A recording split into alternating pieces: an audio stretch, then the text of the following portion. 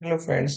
मेरा नाम राजीव कुमार झा है और बहुत सारे बच्चों को ऑप्शन में परेशानी होती है, तो मैं ये वीडियो उनके लेकर के बना रहा हूँ ताकि बेसिक ऑप्शन क्या है उसको वो समझ सकें।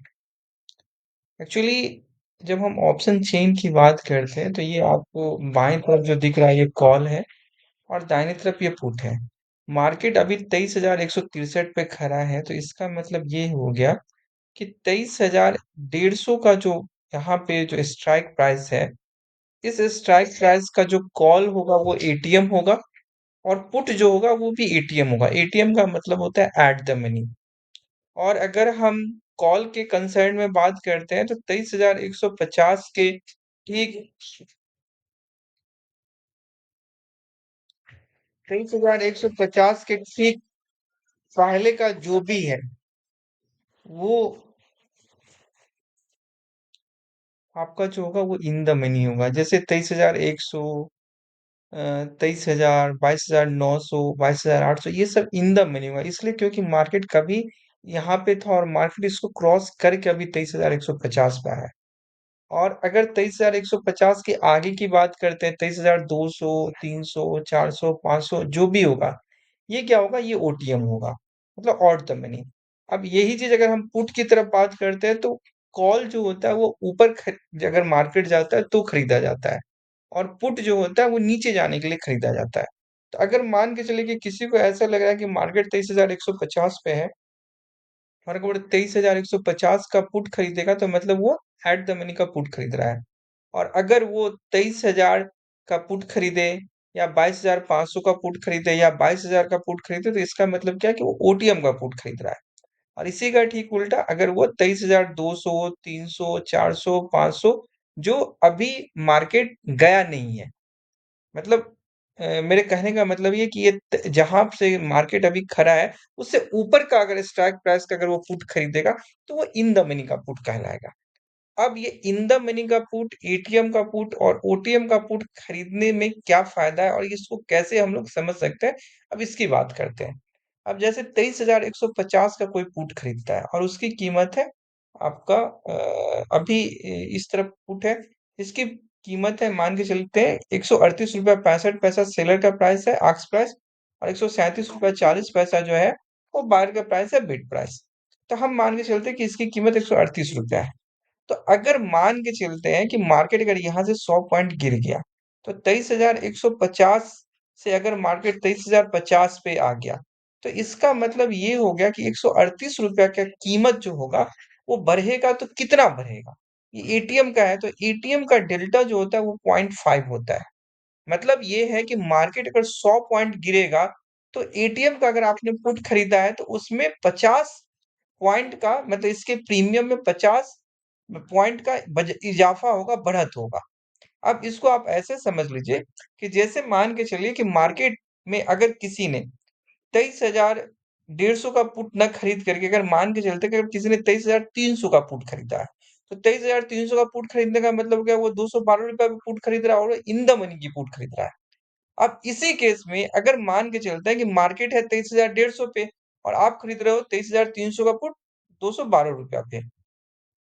अब अगर मार्केट 100 पॉइंट गिरता है, मतलब 23,150 से लेकर के अगर मार्केट 100 पॉइंट गिरा तो 23,050 पे आया, तो एटीएम में तो आपको 50 पॉइंट का इजाफा हुआ क्योंकि उसका डेल्टा 0.5 था।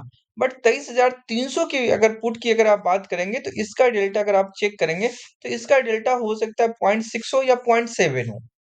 ये इन द मनी का है तो इसका धीरे धीरे जो जो आप इन द मनी की ओर जाएंगे तो इसका डेल्टा 1 की ओर जाएगा।